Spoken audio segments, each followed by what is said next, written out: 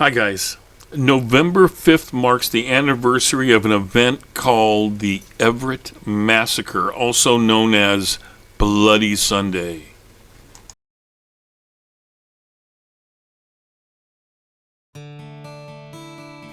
Back in 1916, Everett, Washington was a hard-scrabble town of lumber mills, canneries, smelters. The town was called smokestacks. In this group were shingle weavers. Shingle weavers worked for shingle manufacturers. They made roofing shingles, mostly from western red cedar.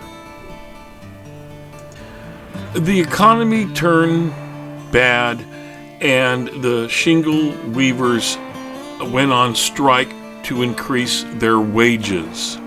They were on strike for 5 months before this event occurred on November 5th, 1916. At that time, there was a labor union called the International Workers of the World, known as the Wobblies. The Wobblies were hated because of their ties to socialists and anarchists.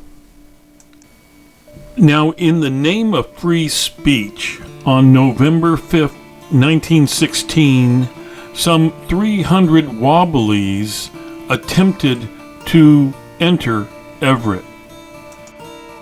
The Wobblies made it up the coast to Everett on a couple of steamships called the Verona and Callista, and there they docked at Pier 2, also called the City Dock. They were met by Sheriff McRae and 200 of his citizen deputies, at which time the sheriff asked the Wobblies, "Who is your leader?" And the Wobblies replied, "We are all leaders." And then a shot rang out. We don't know where from, the dock or the ship. And then another shot, and another shot. A raging gun battle ensued for about 10 minutes. In the end, there were 7 dead. 2 from the Sheriff McRae's group, and 5 Wobblies were killed. Scores were injured on both sides, and they say some passengers on the Verona fell into the water, and there may have been deaths there. So the Wobblies returned to Seattle, where 74 of them were arrested, and the following year all of them were acquitted. And why were they acquitted, and what was the controversy here?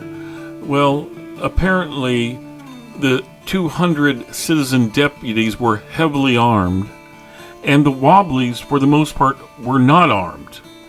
The 2 men, citizen deputies that were killed, apparently were shot in the back by their own men.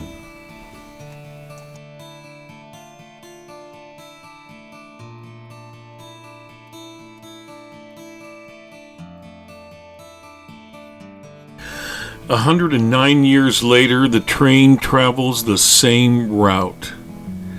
The rear of those buildings are built with unreinforced masonry from that era.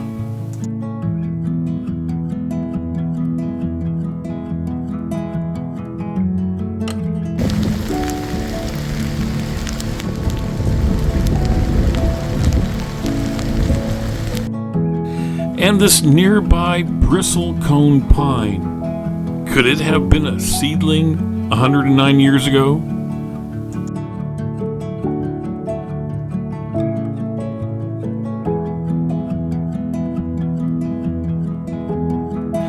The local daily paper has covered this story many times over the years. They didn't this year, but I'm told they will next year.